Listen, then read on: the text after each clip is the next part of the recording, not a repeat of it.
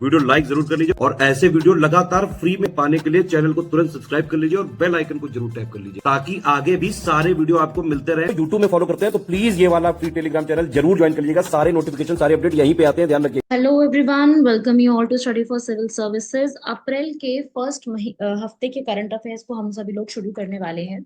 जैसा कि आप सभी को पता है कि हम लोग हमेशा करंट अफेयर्स करते हैं और उसके साथ हम लोग एक एमसीक्यू करते हैं। तो अगर आपको किसी भी बच्चे को इसकी पीडीएफ चाहिए हो तो हमारे इन दिए गए नंबर्स पे कॉल कर सकता है। सारी इन्फॉर्मेशन उसको वहीं पर ही मिल जाएगी। सारी की सारी चीजें, जो सारी इन्फॉर्मेशन चाहिए और सब कुछ आपको यहीं पर ही अवेलेबल करवा दिया जाएगा। ये दिए गए नंबर्स हैं जिन पे आप कॉल कर सकते हो।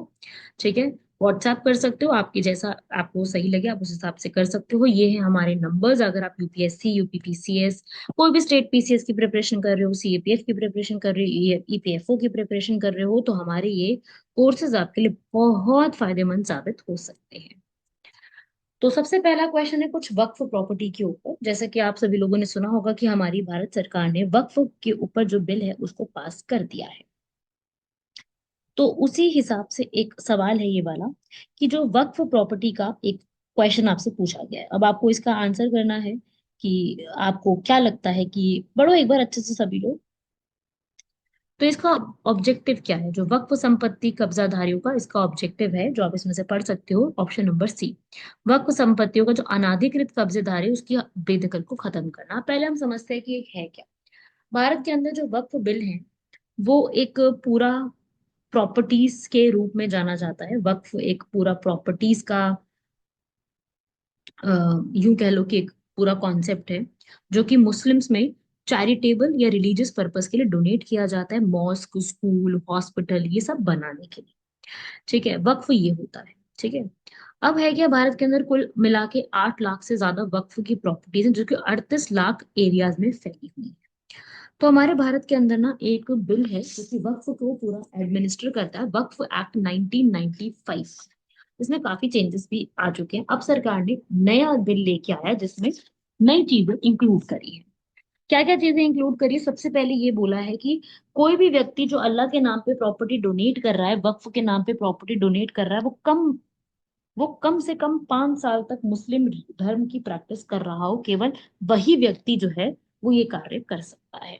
पहला तो यही बोला गया। ठीक है, ये बोला है कि यहाँ पर सेंट्रल वक्फ काउंसिल में 3 मेंबर्स रहेंगे। ठीक है, पार्लियामेंट के, 2 लोकसभा का और एक राज्यसभा का, जो कि जरूरी नहीं कि मुस्लिम ही हो। और साथ ही साथ अगर कोई प्रॉपर्टी वक्फ में जा रही है तो पहले विमेन से भी ये पूछा जाए कि क्या डिवोर्स वुमेन है, कोई ऑर्फन्स है, उनसे भी ये सवाल मतलब पूछा जाए ये चीज। ठीक है, और ये वाला आपको मैंने बता ही दिया, ये वाला पॉइंट। ठीक है, और ऐसी वक्फ प्रॉपर्टीज का सर्वे किया जाएगा डिस्ट्रिक्ट कलेक्टर। और ऐसा कि भाई अगर कभी भी कोई समस्या आ गई, कोई विवाद हो जाता है, तो वो विवाद सिर्फ मुस्लिम एक्सपर्ट ही संभाल सकता है, एक्सपर्ट ऐसा नहीं होगा। और पहले ऐसा हुआ करता था कि आप अगर कोई भी ऐसा विवाद है तो आप हाई कोर्ट में चैलेंज नहीं कर सकते। अब ऐसा नहीं है, हाई कोर्ट में चैलेंज किया जा सकता है। ठीक है, तो ये है हमारा पूरा बिल। ऐसा पहले होता था ना कि once a Waqf always a वक्फ, तो ये चीज नहीं रहेगा। ठीक है, once a Waqf always a वक्फ ये काम हटा दिया गया है इस पूरे एक्ट के तहत। तो ये वाला था, ये वाला प्रिंसिपल देख सकते हो। फिर आप कोई जुडिशरी में जा भी नहीं सकते हो, कभी आप किसी जो जुडिशरी होती है हाई कोर्ट, वहां पे आप नहीं जा सकते, यहाँ पे जा सकते हैं। अब इस बिल में ये चेंजेस किए गए हैं और सर्वे कमिश्नर जो है वो यहाँ पे चीजों को चेक रख सकता है। ऐसा इस बिल के तहत सारी चीजों को लागू किया गया है। समझ में आया? बिल को लागू इन द सेंस कि भाई ये चीजें इसके अंदर लाई गई, इस बिल में ये चेंजेस करके हमारे सामने रखे गए हैं।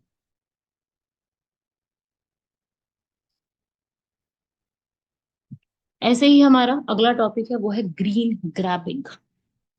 क्या अर्थ होता है इस शब्द का? ग्रीन ग्रैबिंग शब्द का मतलब क्या होता है? मतलब यही एक सिंपल सा टॉपिक है, यूपीएससी एस्पिरेंट से, सीएपीएफ और यूपीपीसीएस इन सबसे काफी पूछा जाता है। होता क्या है कि आप लैंड का इस्तेमाल कर रहे हो और वो लैंड जिसके कारण जो वहाँ के समुदाय हैं, जो वहाँ के स्थानीय समुदाय हैं वो विस्थापित होते जा रहे हैं, भूमि और संसाधन का विनियोजन होता जा रहा है, उसे हम क्या बोलते हैं? उस वाले टॉपिक को हम बोलते हैं ग्रीन ग्रैबिंग। अभी ऐसा हो भी रहा है, क्योंकि ऐसा बोला जा रहा है भाई, जो हमारा एशियन डेवलपमेंट बैंक है उसके द्वारा फंड दिया जा रहा है किसको, असम के सोलर पार्क को, जो कि ऐसा बोला जा रहा है कि वहां पर बहुत ज्यादा प्रॉब्लम क्रिएट कर रहा है। तो वहां पे जो असम के सोलर पार्क है, वहां पर लोग बहुत ज्यादा प्रोटेस्ट भी कर रहे हैं। तो ये आपसे पूछा जा सकता है कि भाई क्या चीज है, ग्रीन ग्रैबिंग शब्द का क्या अर्थ है। तो असम में है ये चीजें के लिए सपोर्ट किया है, वहां पे प्रोटेस्ट काफी ज्यादा चल रही हैं। तो ये वाला टॉपिक हुआ था 25 मार्च, और से लेके अप्रैल में काफी बड़ी रैली निकाली गई थी। वहां की एक political party, all party hills leader conference, मैं आपको पिक्चर दिखा देती हूँ। ठीक है, इन्होंने यहाँ पर वो भी रैली भी निकाली थी, काफी ट्राइबल कम्युनिटीज लोगों ने मिलके, काफी लॉ ग्रेजुएट, सब लोगों ने मिलकर के बोला ये भाई ये चीज यहाँ पे नहीं होनी चाहिए। जो आप यहाँ पर असम की सरकार है क्या कर रही है, 18,000 बीघा बीघा का एक ट्राइबल लैंड है, वो सोलर पावर प्रोजेक्ट के लिए दे रही है।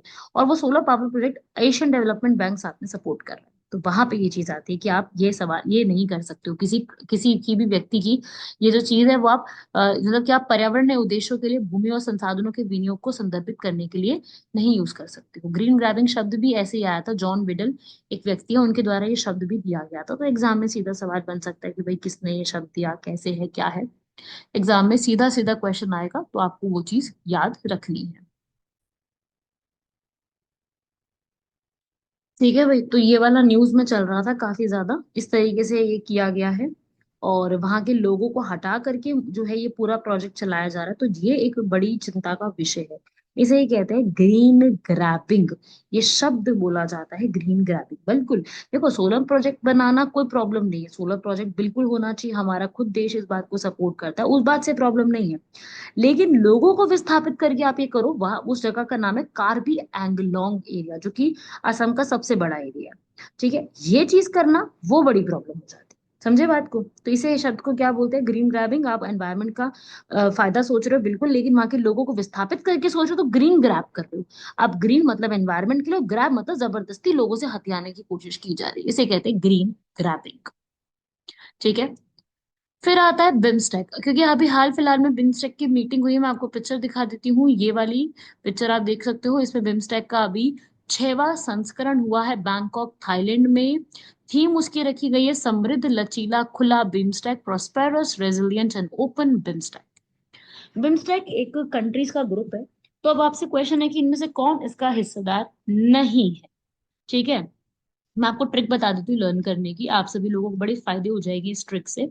मैं बताऊँ लर्न कैसे करो बिम्स्टेक की कंट्रीज का नाम। आप क्या करो, बी से, पहले बी से हमारे आसपास कौन सी कंट्री आती है, बांग्लादेश। वैसे तो भूटान भी आती है, दोनों ही जोड़ दो इसके अंदर। आई से अपना प्यारा भारत आता ही है।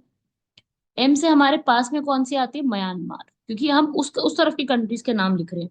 एस से श्रीलंका, टी से थाईलैंड, और ई से इकोनॉमिक, और सी से कोऑपरेशन। तो ये है इसका पूरा नाम। ठीक है, अब क्या हुआ, इसके अंदर नेपाल को भी जोड़ दिया गया, तब से इसकी फुल फॉर्म बदल गई। ठीक है, तो इसका आंसर तो हो जाएगा डी, है ना, क्योंकि वो इसका हिस्सेदार नहीं है। तो ये है इसमें कंट्रीज, आप देख सकते हो सामने।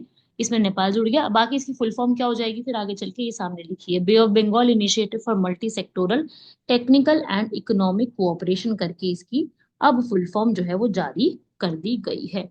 जिसमें 22% वर्ल्ड की पॉपुलेशन रहती है। 1997 के बैंकॉक डिक्लेरेशन के तहत इसको बनाया गया था, मतलब बैंकॉक में बनाया गया था, घोषणा इसकी बैंकॉक में हुई थी। और इस बार का जो समिट हुआ है वो भी बैंकॉक थाईलैंड में ही करवाया गया है, याद कर लेना। ठीक है, 1997 में पहले बिस्टेक के नाम से थी, इसमें म्यांमार भी नहीं था, बाद में इसको म्यांमार भी जोड़ा गया। फाउंडिंग मेंबर पूछता है, जो कि संस्थापक देश पूछेगा, तो बांग्लादेश, इंडिया, श्रीलंका और थाईलैंड हुआ करते थे, बाद में फिर इसमें म्यांमार जुड़ा, फिर इसके अंदर नेपाल जुड़ा, फिर भूटान भी जुड़ गया। ठीक है, पहला समिट भी इसका थाईलैंड में हुआ था। ठीक है, ये आप पढ़ सकते हो। एक चौथाई इसका ट्रेड होता है यहाँ पर। कंबाइंड जीडीपी 2.7 ट्रिलियन है इसकी, 22% वर्ल्ड की पॉपुलेशन इसी इन्हीं कंट्रीज में रहती है। तो छोटे छोटे से फैक्ट्स है, एग्जाम में सीधा आता है, क्योंकि देखो आज के टाइम पे कोई भी एग्जामिनेशन उठा लो, सभी का फेवरेट टॉपिक रहता है कि ये क्या पूछना है, इंटरनेशनल अफेयर्स पूछने हैं। जो अंतर्राष्ट्रीय संबंध कैसे चल रहे हैं, अंतर्राष्ट्रीय लेवल पे हमारा क्या क्या चल रहा है, वो सब पूछना इनका फेवरेट काम है। तो फेवरेट काम को हम भी पढ़ लेते हैं भाई, है ना, क्यों ना पढ़े। वेन्यू तो देखो सीधा ही पूछ लेते हैं, कंट्री का मेंबर कौन है, कब बना था, मैच द फॉलोइंग में बैंकॉक डिक्लेरेशन देके पूछ देंगे। तो ये तो इनका फेवरेट क्वेश्चन है, इसको तो किसी भी हालत में आपको छोड़ के नहीं जाना है, किसी भी हालत में नहीं छोड़ना। समझ रहे हो। चलिए अगला है भाई ऑपरेशन ब्रह्मा के ऊपर। ये है कुछ ऐसा operation Brahma. People and the government of Republic of India की तरफ से गिफ्ट, गिफ्ट क्या, एक असिस्टेंस दी गई है, ह्यूमैनिटेरियन एड दिया गया है। अभी आपने सुना होगा म्यांमार में बहुत तगड़ा भूकंप आया था, मंडाले एरिया में, आपने सुना होगा बहुत बुरा एक भूकंप आया था, है ना। थाईलैंड में भी बहुत से लोगों को जो है बचाने की इसमें कोशिश की गई। तो वो ही ऑपरेशन ब्रह्मा है जो हमारी भारत की तरफ से मदद दी गई है। और इंडियन आर्मी ने यहाँ पर पहुंचाया। क्या पहुंचाएंगे भाई, यहाँ पर जो से अब किसी को वहां पे भूकंप आया तो वहां पे बहुत प्रॉब्लम आई होगी, है ना। वहां पर क्या चाहिए होगा, सर्जरी के लिए चीजें, मेडिकल चीजें चाहिए होंगी, ऑक्सीजन चाहिए होगी, इमरजेंसी की चीजें चाहिए होंगी, तो वो हमारी तरफ से वहां भिजवाई गई है, जिसकी पिक्चर आप यहाँ पे सामने देख सकते हो। और कभी भी डिजास्टर आता है तो हमारी इंडियन आर्मी तैयार रहती है और एनडीआरएफ भी तैयार रहती है। एनडीआरएफ क्या है, नेशनल डिजास्टर रिस्पांस फोर्स, जो कि नेचुरल या मैन मेड डिजास्टर्स के लिए काम देखती है। 2006 में इसकी स्थापना हुई थी। कहीं भी फ्लड, अर्थक्वेक, कुछ भी आता है पूरे इंडिया और बाहर भी, ये सब मदद करती है। यंगून जो उसकी कैपिटल है, मतलब अब तो कैपिटल उसकी चेंज कर दी, अब तो नाए पाए तो रख दी है कैपिटल। तो वहां पर इन्होंने हमारी आईएनएस सतपुरा और आईएनएस सावित्री को भेजा, 40 टन का यहाँ पर सामान भेजा है। और एयरक्राफ्ट भी भेजे गए जो कि emergency food, water, medicine, tents को वहां पे पहुंचा के आए हैं। ठीक है, तो ये इनका काम है। इसका नाम है ब्रह्मा। ब्रह्मा हमारे जो गुरु हैं, जो हमारे भगवान है, हिंदू गॉड है, उनके नाम पे ये रखा गया है।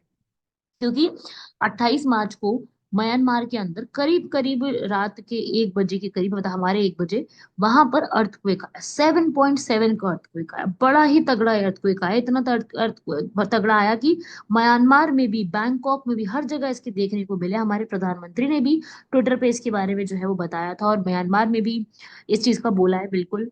और मतलब म्यांमार के जो लीडर है, जनता चीफ मीन ओंग हेलांग, उन्होंने भी इसके ऊपर जो है वो बात करके धन्यवाद हमारा दिया है। तो काफी सारी वहां पर जो है मदद के रूप में पहुंचाई गई थी। सो वही एक ऑपरेशन ब्रह्मा एग्जाम के लिए इम्पोर्टेंट है, काफी बड़ा ऑपरेशन था।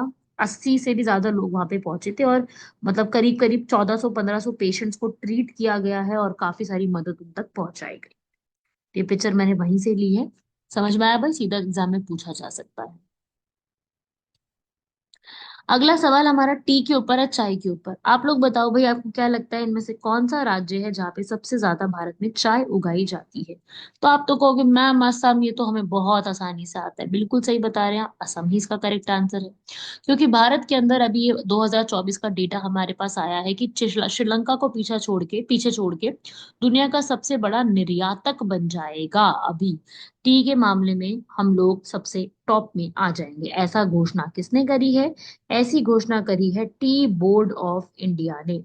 Tea board of India Bharat में जो है कॉमर्स मिनिस्ट्री के अंडर काम करती है, ये वाली जो है टी बोर्ड ऑफ इंडिया, जो इंडियन टी बोर्ड 1954 में बनी थी, चाय की सारी देखरेख करने के लिए यही काम देखती है कॉमर्स मिनिस्ट्री के अंदर, वाणिज्य मंत्रालय के अंदर। इसके अभी हेड है अमनदीप सिंह भाटिया, जो कि एक आईएएस ऑफिसर है। हेडक्वार्टर्स इसके कहाँ पर है, जहाँ पे सबसे ज्यादा उगाई जाती है, मतलब कलकत्ता में, वेस्ट बंगाल में इसके हेडक्वार्टर्स बनाए गए हैं। चाय जो कि एक कहाँ से निकाली जाती, कैमिलिया साइनेंसिस प्लांट से, जो कि चाइना से शुरू होकर इंडिया में आई, और नॉर्थ म्यांमार से होके पूरे वर्ल्ड में इसका जो है वो बोलबाला आपको पता है कितना ज्यादा है। भारत के अंदर चाय की टपरियां सबसे ज्यादा आपको देखने को मिलेंगी। ठीक है, तो टी के ऊपर क्वेश्चंस आते हैं, टी की इंडस्ट्री हो गया, टी इंडस्ट्री कैसे काम करती है, इस पे काफी सवाल आते हैं। ठीक है, तो जो चाय है, ये कहाँ से निकाली जाती है और वर्ल्ड में सबसे ज्यादा कंज्यूम किया जाता है। और चाय का एक इंटरनेशनल डे भी मनाया जाता है, पता है आप लोगों को। 21 मई को इंटरनेशनल डे भी मनाते हैं। चाय उगाने के लिए आपको 16 से 32 डिग्री का टेम्परेचर चाहिए होता है। ठीक है, और वैसे जो हमारी चाय है, एक दार्जिलिंग की बहुत फेमस चाय है, जिसे हम दार्जिलिंग टी कहते हैं। ये दार्जिलिंग टी जो है वो champion of the tea teas कहा जाता है। भारत का पहला जीआई टैग जो था, है ना, जो जोग्राफिकल इंडिकेशन, भौगोलिक संकेतक टैग, वो इसी को दिया गया है। और प्रोड्यूस की बात करूं, ये तो चलो मैं निर्यातक की बात करूं, अगर मैं खपत या अब मैं उसको उगाने की बात करूं, उत्पादन की, तो भारत हम सेकंड नंबर पे आते हैं चाइना के बाद। ठीक है, बाकी हम कंज्यूम तो करते ही हैं, आपको पता है कितना ज्यादा हम कंज्यूम करते हैं। बाकी ये बार यूपीएससी में सवाल आया था टी बोर्ड के ऊपर, इसके हेडक्वार्टर, और दूसरा पूछा था क्या इसके हेडक्वार्टर्स कोई रीजनल ऑफिस ओवरसीज भी है।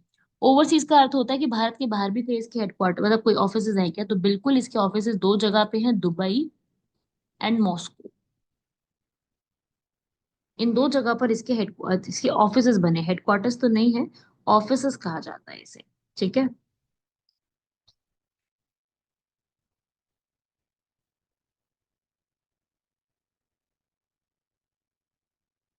बढ़े आगे। यहाँ तक क्लियर हो गया सबको बात, छोटी सी इंफॉर्मेशन थी बट जरूरी है हमारे लिए पढ़ना। चलिए अगला बढ़ता, अगला सवाल है मिनिस्ट्री ऑफ फाइनेंस का इनमें से क्या काम होता है, आप लोग बताओ। इनमें से क्या काम करेगी मिनिस्ट्री, इलेक्शंस कराएगी तो फिर इलेक्शन कमीशन क्या करेगी, चुनाव तो इलेक्शन कमीशन ऑफ इंडिया कराती है। अनुच्छेद 300 324 से 329 तक इसके बारे में पूरा लिखा हुआ है। तो इनमें से क्या काम देखती है वो, इंटरनल सिक्योरिटी देखेगी, नहीं भाई एमएचए देखती है, वो होम अफेयर्स मिनिस्ट्री देखती है। फॉरेन पॉलिसी बनाती है तो फिर भाई मिनिस्ट्री हमारी जो एक्सटर्नल अफेयर्स की वो क्या करेगी, तो इसका काम क्या होता है, बी वाला, रेवेन्यू और एक्सपेंडिचर का काम। अब कुछ ऐसा ही क्वेश्चन है, अभी क्वेश्चन मैंने जो आपको करा है कुछ ऐसा ही है। हमारी फाइनेंस मिनिस्ट्री और सबने मिल करके, ठीक है, एक पोर्टल बनाया है, नाम है नीति नकेर पोर्टल। ठीक है, नीति नकेर का मतलब क्या है, एनसीएआर का मतलब है, तो फुल फॉर्म देखो, national council of applied research economic research. कुछ पिक्चर नहीं थी मेरे पास इसकी, इसलिए मैंने पिक्चर नहीं अपलोड करी इसकी। तो नीति आयोग ने मिलकर के और फाइनेंस मिनिस्ट्री वगैरह के साथ मिलकर के एक पूरा कॉन्सेप्ट बनाया है। ठीक है, नीति एनसीएईआर करके, ठीक है, वो बनाया है। क्या अर्थ है इसका, ये बनाया है भाई एक पोर्टल जो कि हमारे पिछले 30 सालों का डेटा हमें देगा, पिछले 30 सालों का डेटा, कि हमारी हमारी इकोनॉमी कितनी बड़ी, हमारी जनसंख्या कितनी बड़ी, हेल्थ पे कितना खर्चा हुआ, एक्सपर्ट्स ने क्या क्या बोला, एजुकेशन, मतलब पूरे देश का 28 के 28 राज्य और 8 हमारी यूटीज का सारा डेटा हमारे पास इकट्ठा करके दे देगा। ठीक है, बहुत ही अच्छा से टूल बनाया, यूजर फ्रेंडली बनाया, एक दूसरे के साथ मिलकर के इसको इस्तेमाल कर सकते हो। तो ये एक पोर्टल है जो कि आगे बनाया गया, जो हम कभी भी इस्तेमाल करके अपने सवालों का जवाब ले सकते हैं। तो मेरे हिसाब से काफी अच्छी पहल है, लोगों को ट्रांसपेरेंसी मिलती है, लोगों को पता चलता है इसके बारे में कि क्या क्या चीजें कहाँ पर हमें देखने को मिल रही। ठीक है भाई, चलिए अगला है हमारे पास, इनमें से क्या जो है योगदानकर्ता के रूप में नहीं जाना जाता शहरी वायु प्रदूषण में। आपको पता है कि वायु प्रदूषण कितना ज्यादा बढ़ता जा रहा है, वायु प्रदूषण में तो हम लोग टॉप कर रहे हैं। तो उसी के ऊपर क्वेश्चन है, इनमें से क्या नहीं है, तो वायु प्रदूषण का कारण तो वो है नाइट्रोजन। ठीक है, बाकी सब है, ओजोन, सल्फर, PM 2.5। पीएम का मतलब है पर्टिकुलेट मैटर। अभी क्या है ना, एक कॉन्फ्रेंस हुई है कोलंबिया में, global conference on air pollution and health, WHO ने ऑर्गेनाइज कराई है। कुछ ये इसकी पिक्चर है, देख सकते हो आप यहाँ पर, डब्ल्यूएचओ लिखा हुआ है साइड में, कोलंबिया लिखा हुआ है, क्लीन एयर फॉर हेल्थ रेस्पिरेट्रा करके ऐसे इसकी स्लोगन्स वगैरह रखे गए हैं। ग्लोबल कॉन्फ्रेंस है एयर पोल्यूशन और हेल्थ के ऊपर, डब्ल्यूएचओ जिसके हेडक्वार्टर्स स्विट्जरलैंड जेनेवा में सिचुएटेड है, उन्होंने इसको ऑर्गेनाइज कराया। कोलंबिया, कोलंबिया हमारे पास में पड़ने, हमारे पास में मतलब वो कंबोडिया है, आप कंफ्यूज मत होना, जो हमारे पास पड़ती है लाओस कंबोडिया। कोलंबिया एक जगह है जो कि साउथ अमेरिका में। ठीक है, वहां पे कंट्रीज ने मिलकर के प्लेज ली है कि हम लोग 2040 तक आ जाते 50% तक पॉल्यूशन को कम कर देंगे। मेरे हिसाब से फिर प्लेजेस ही लेते रहेंगे, काम तो करेंगे नहीं। है लोगों की इससे डेथ होती रह रही है, इतना बुरा हाल है, लंग्स में कुछ नहीं बच रहा है, और ये प्लेज ही लिए जा रहे हैं, काम नहीं कर रहे, एक्शन नहीं ले रहे। और दिल्ली का हाल देखो आप लोग, दिल्ली टॉप करती है इन चीजों में, बताइए जरा, भारत की कैपिटल है और उसमें एयर पोल्यूशन से लोगों के हाल बुरे हो चुके हैं। तो आप खुद सोचिए कि सरकार को कितना स्टेप्स लेने की जरूरत है, कितना ज्यादा सुधारने की जरूरत है, और हम कितना पीछे है इस मामले में। ऐसा नहीं कि तरक्की और देशों में नहीं हुई है, तरक्की और देशों में भी तो हो रही है ना, इंडस्ट्रीज और जगह भी है, पॉपुलेशन और जगह पे भी है, लेकिन हमारे देश की मैनेजमेंट सही नहीं है। ठीक है, मैनेजमेंट सही होगी तो चीजें सुधर सकती है ना, इतना तो बुरा हाल है, लंग्स में प्रॉब्लम, रेस्पिरेशन में प्रॉब्लम, स्किन इतनी खराब होती जाती है, मतलब आपके स्किन की क्वालिटी कुछ नहीं आ पाती, हवा ही इतनी खराब है तो कैसे जिएंगे। तो वो बहुत बड़ी प्रॉब्लम है। और इस सम्मेलन का शीर्षक भी रखा गया था, आप पढ़ सकते हो, वायु प्रदूषण, स्वच्छ ऊर्जा, जलवायु परिवर्तन। ठीक है, तेजी लाना, तेजी पता नहीं कब लेके आएंगे, कैसे चीजें सुधारेंगे, इतनी जनसंख्या बढ़ती जा रही है। चलो जनसंख्या कंट्रोल करना नहीं हो पा रहा है, कम से कम एयर पॉल्यूशन के लिए कुछ तो स्टेप लो, सिर्फ ये कर देना कि भाई कुछ दिनों के लिए दिल्ली में आप सिर्फ कंस्ट्रक्शन बंद कर दो, क्या इससे सॉल्यूशन निकल जाएगा कि कुछ दिनों के लिए कोई घर नहीं बनेगा, कोई बिल्डिंग नहीं बनेगी? तो क्या उससे रुक जाएगा? दिल्ली में अगर रोड्स अच्छे बना दे, साइड में रोड्स ऐसे बनाओ कि पेव्ड रोड्स हो, जहां से धूल मिट्टी ना उड़े, तब तो फायदा है ना चीजों का, समझ रहे हो? चलिए अगला बढ़ते हैं। एक और चाइना ने जो है ताइवान के पास में एक मिलिट्री ड्रिल्स करी है जिसका नाम है स्ट्रेट थंडर 2025 ए, कुछ ऐसी पिक्चर्स हैं।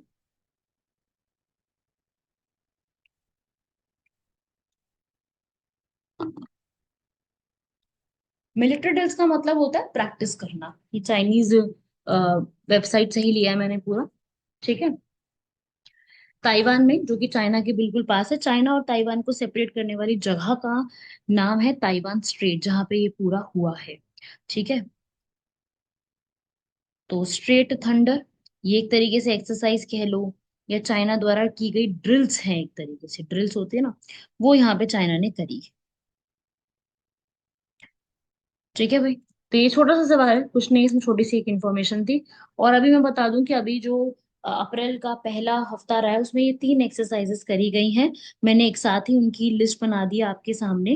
पहली है प्रचंड प्रहार, ठीक है। ये एक्सरसाइज कुछ अभी परफॉर्म की गई है हाल फिलहाल में। एक्सरसाइज प्रचंड सॉरी प्रहार, ये अरुणाचल प्रदेश भारत में ही की गई है।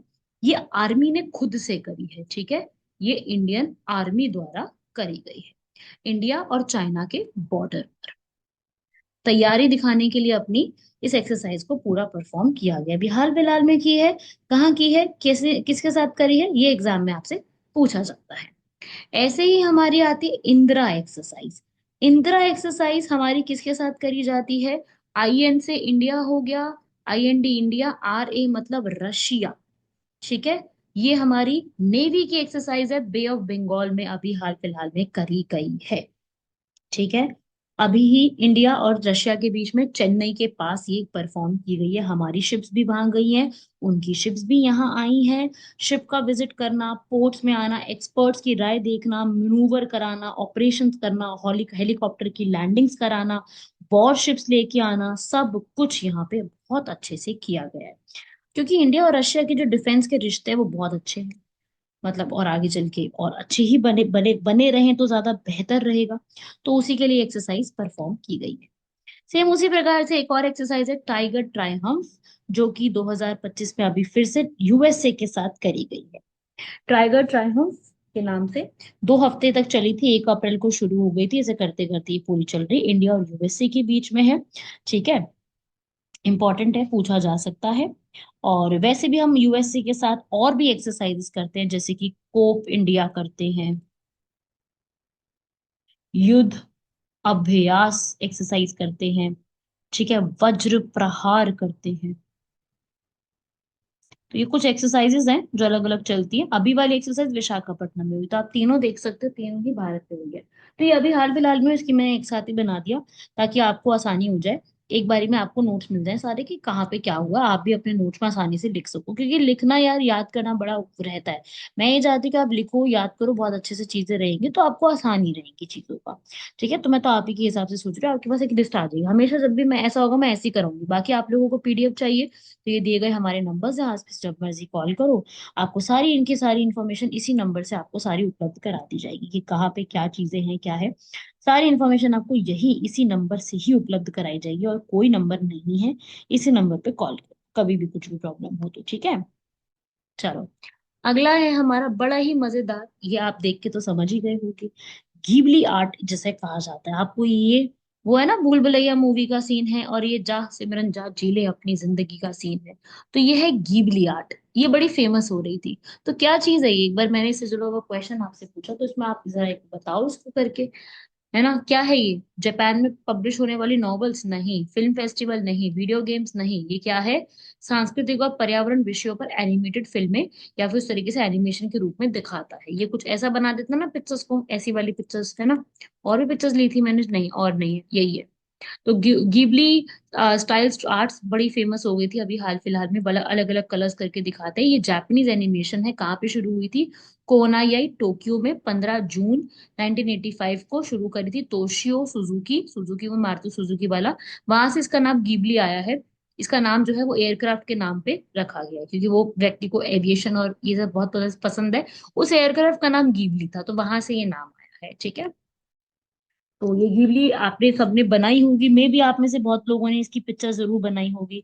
तो बस मैं ये चाह रही थी कि अगर पिक्चर हमने बनाई है, हमने इंस्टाग्राम और व्हाट्सएप वगैरह पे हमने पोस्ट करी है, तो हमें ये जानकारी भी होनी चाहिए कि ये गिबली जो आर्ट है ये है कहाँ की। ठीक है। तो ये है क्या चीज, कहाँ की है, क्या चीज है, तो उसके हिसाब से मैंने यहाँ पर इसको एक पिक्चर की फॉर्म में ये आपको बताया है। ठीक है। काफी पॉपुलर है, जैसे आज भी ये चीजें बड़ी चल रही है, खूब लोग इस चीज को बनाते हैं करते हैं, मतलब बढ़िया है ये वाला। मजा आया था, मतलब ये ट्रेंड निकल के आया था, बड़ा बढ़िया, मुझे तो सही लगा था, थोड़ा बहुत तो मजेदार लगा था मुझे ये ट्रेंड। बाकी ये कि ठीक है भाई, जो ट्रेंड आते हैं फॉलो कर लो, फिर उसके बाद चाहे भूल जाओ उस चीज को, है ना भाई। अब लोग धीरे धीरे भूलना शुरू हो गए, एकदम ट्रेंड आया था बहुत, एकदम उछला था। जब भी इंस्टाग्राम हो या व्हाट्सएप या फेसबुक कुछ भी ओपन करो सिर्फ यही दिख रहा था। तो ठीक है, अब वो चीज खत्म होगी धीरे धीरे, तो उसकी डाउन में आ जाएगा। चलो अपन भी आगे बढ़ते हैं फिर। अब है जीआई टैग। मैंने आपको कई बार अपनी वीडियोस में जीआई टैग का कॉन्सेप्ट समझाया, क्या होता है जीआई टैग। बिल्कुल आप पढ़ोगे आपको आंसर मिल जाएगा। इसका आंसर है सी। उत्पादों का एक अलग विशिष्ट पहचान बन जाती है, जो उसी जगह पे उत्पत्ति होती है और वहीं के लिए वो प्रसिद्ध हो जाते हैं। हमारी कॉमर्स मिनिस्ट्री को देखती है। ठीक है। सारा कुछ। तो वो है, अब हाल फिलहाल में जीआई टैग दिया गया है। कनाडियाप्पा एक हैंडीक्राफ्ट है, जो कि केरला का पहला ट्राइबल हैंडीक्राफ्ट है। ठीक है, कुछ ऐसा दिखता है ये हैंडीक्राफ्ट का आइटम। ठीक है, कंडियाप्पा करके इसका नाम है। तो एग्जाम में पूछा जा सकता है कनाडियाप्पा। ठीक है, ये क्या चीज है, कनाडियाप्पा करके बोलते हैं इसको। तो ये जीआई टैग जो है ये क्या है, इसकी खास बात क्या है वगैरह, ये पूछा जा सकता है। ठीक है ना। अभी उसी टाइम पीरियड में एक तेलंगाना की एक चिली होती है ना, जो मिर्च, उसको भी दिया है जीआई टैग। तो हमारे भारत के अंदर करीब 600 से ज्यादा जीआई टैग हो गए इनके शामिल होने के बाद। ठीक है, तो जीआई टैग 10 सालों के लिए दिए जाते हैं। हमारी कॉमर्स मिनिस्ट्री इसको देखती है पूरा। और ये बैम्बू से बना हुआ एक मैट है। मैट होता है ना, जो चटाई, वो होता है, जो कि बहुत सी ट्राइबल कम्युनिटीज बनाती है, प्रिजर्व करती है। तो उनको यहाँ पर ये जो है ट्राइबल कम्युनिटी के किंग्स को दिया जाता था एक टाइम पे। ये पिक्चर जो है कंडियापा मतलब मिरर मैट होता है एक तरीके का। बहुत से जीआई टैग्स दिए जा चुके हैं, जैसे अगर मैं यूपी की बात करूँ तो बनारस की ठंडाई जो होती है ना, उसको भी जीआई टैग दिया जा चुका है। काला जीरा राइस को दिया जा चुका है, रेड राइस को दिया जा चुका है। ठीक है, लड्डू हैं। और बाकी राजस्थान की बात करूँ तो राजस्थान में दाल बाटी चूरमा को नहीं दिया, क्योंकि बहुत फेमस है इसलिए मैं बता रही हूँ। 2015 में इस पे सवाल भी आ चुका है। लेकिन राजस्थानी दाल बाटी चूरमा को ये जीआई टैग अभी नहीं दिया गया है। बहुत से बच्चों को लगता है कि ये तो फेमस जगह चीज है तो इसको तो मिला ही होगा, पर ऐसा नहीं है। ठीक है, तो ये बैम्बू वाला मैट है जिसको जीआई टैग मिला है। हैंड से बनाया जाता है, हाथों से मिला के पूरा बनाया जाता है, जो कि काफी ट्राइबल कम्युनिटीज इसका इस्तेमाल करती है। अब आता है हमारा लास्ट ये टॉपिक, बिरसा मुंडा रेबोलिना। आपको पता है बिरसा मुंडा किसका, इसका जो दूसरा नाम क्या है इसका, मुंडा उलुगवान। अभी हाल फिलहाल में क्या है, ये धरती आबा, इन्हें बिरसा मुंडा, भगवान बिरसा मुंडा कहा जाता है। अभी हमारी जो है ना भारत सरकार वो धरती आबा ट्राइब प्यूनार्स बना रही है। मतलब क्या है कि एक तो हम लोग ट्राइबल फेस्टिवल भी मना रहे हैं, और इस ट्राइबल फेस्टिवल के साथ साथ जितने भी एसटी कम्युनिटी से बिलोंग करने वाले एंट्रप्रेन्योर्स हैं, उनको यहाँ पे शामिल किया जाए, ताकि उनको भी बढ़ावा दिया जा सके। सिर्फ यही नहीं ट्राइबल फेस्टिवल मनाएंगे, सिर्फ इतना ही नहीं, उनका बिजनेस, उनके स्टार्टअप को ग्रो करने का भी एक अपॉर्चुनिटी दी जाएगी। तो दोनों चीजों को मिला जुला रूप है ये वाला। ठीक है, धरती आबा के नाम से जो फेमस है। तो ये बिरसा मुंडा आप सभी लोग जानते होंगे, इन्हीं के बर्थडे पे झारखंड का भी फाउंडेशन डे आता है 15 नवंबर। तो बिरसा मुंडा जो है ये ट्राइबल रिवोल्ट के हेड कहे जाते। 1875 में इनका जन्म हुआ था। मुंडा ट्राइब से बिलोंग करते थे। ब्रिटिश सरकार को भगाने का, या ब्रिटिश सरकार मतलब इनको जबरदस्ती यहाँ पर क्रिश्चियनिटी में कन्वर्ट किया गया, बहुत सारी चीजें इनके साथ हुई, तो इन्होंने अपना ट्राइब्स को वापस से जन्म दे करके ट्राइबल्स के लिए खूब काम किया, इसलिए इनको बहुत ज्यादा जाना जाता है। इनका एक स्लोगन है, अबुआ राज अते जाना, महारानी राज टुंडू जाना। ठीक है, मतलब कि क्वीन का जो किंगडम है, जो एलिजाबेथ का चल रहा था भारत में, उसको हटा करके हमारा खुद का राज होना चाहिए। ठीक है, आज भी झारखंड, उड़ीसा, बिहार, वेस्ट बंगाल में इनको खूब पूजा जाता है, इनको खूब लोग मानते हैं, इनको भगवान बिरसा मुंडा कहा जाता है। ठीक है, तो ये थी इनकी पिक्चर, आप देख सकते हो यहाँ पर, ये काफी ज्यादा फेमस पर्सन है। आपने जरूर, अगर आपने हिस्ट्री पढ़ी है तो आपने इनका नाम जरूर। तो आपने आज की क्लास में मेरे साथ करीब करीब 10 से 12 करंट अफेयर, करीब 10 तो पढ़े ही हैं आपने आज मेरे साथ करंट अफेयर। तो वही आप लोगों को याद भी करने हैं अच्छे से। ठीक है, ये अरे यहाँ चली गई वो पिक्चर। मैं सोच रही थी मैंने एक और पिक्चर ऐड तो गई थी, ये गीबली वाली पिक्चर यहाँ आ गई है ना, ये बाबूराव, बाबूराव और राजू, है ना, श्याम और राजू, तो ये वो पिक्चर है। तो ये गिबली वाली आर्ट थी। ठीक है, मैं सोच रही थी मैंने ऐड तो करी थी, फिर वो कहाँ चली गई, वो गलती से स्लाइड पीछे चली गई मुझसे। ठीक है, तो आप सभी लोग इस जरूर इसको पढ़ना। बाकी आप हमारे पीडीएफ लेना है तो आप ये नंबर्स ले सकते हो, आपको ग्रुप ज्वाइन करना है तो भी आप नंबर ले सकते हो। आपको बेसिकली अगर हमारा करंट अफेयर, हमारे सिर्फ करंट अफेयर ही नहीं, हमारे और भी कोर्सेज चलते हैं जिससे बहुत सिलेक्शंस दिए हैं स्टडी फॉर सिविल सर्विसेज का। अपने आप में यहाँ पर नाम है इस चीज का, जहाँ पर हम लोग अ, एक तरीके से सिलेक्शन देने के लिए जाने जाते हैं। राइट, तो आप लोग इस चीज को कभी भी हमारे से आप कॉल पे जुड़ सकते हैं, एंड कभी भी आप हमारे नंबर लेके कभी भी कॉल कर सकते हैं। टेलीग्राम चैनल जरूर ज्वाइन करना, क्योंकि उसमें आपको फ्री में क्विज अटेम्प्ट करने को मिलते हैं, सारी जानकारी हमारी जितनी भी रहती है वो, और बहुत ही नॉमिनल फीस पे आपको ज्वाइन कराया जाएगा। ऐसा नहीं कि बहुत भारी भरकम फीस है, अफोर्ड नहीं करेंगे बच्चे, ऐसा नहीं है। बहुत ज्यादा फीस भी नहीं रहेगी उसके लिए। आप अ, जो भी कोर्स आपको चाहिए, आप एक बार कॉल करके उस पूरे कोर्स की जानकारी ले सकते हो। समझ में आया सभी लोगों को यहाँ तक? तो ये कंप्लीट कीजिएगा, और ऐसे ही आपसे मुलाकात होगी अप्रैल के दूसरे हफ्ते के लिए, और उसके आगे के फैक्ट्स को कंप्लीट करेंगे। जितना करा दिया उतना कंप्लीट करना, एमसीक्यू सॉल्व करना, और जो महीने के एंड में हमारी करंट अफेयर की बुकलेट आती है उसको पढ़ना। तो आपका करंट अफेयर बहुत अच्छे से तैयार हो जाएगा। एक मेरी और वीडियो आएगी जिसका नाम है प्लेसेस एंड न्यूज, जो कि जनवरी की भी आ चुकी है, तो वो आप जरूर देखना। उससे क्या है कि आपको जितनी भी जानकारी होती है ना बाकी चीजों की, वो वहीं से अवेलेबल करा दी जाएगी। ठीक है,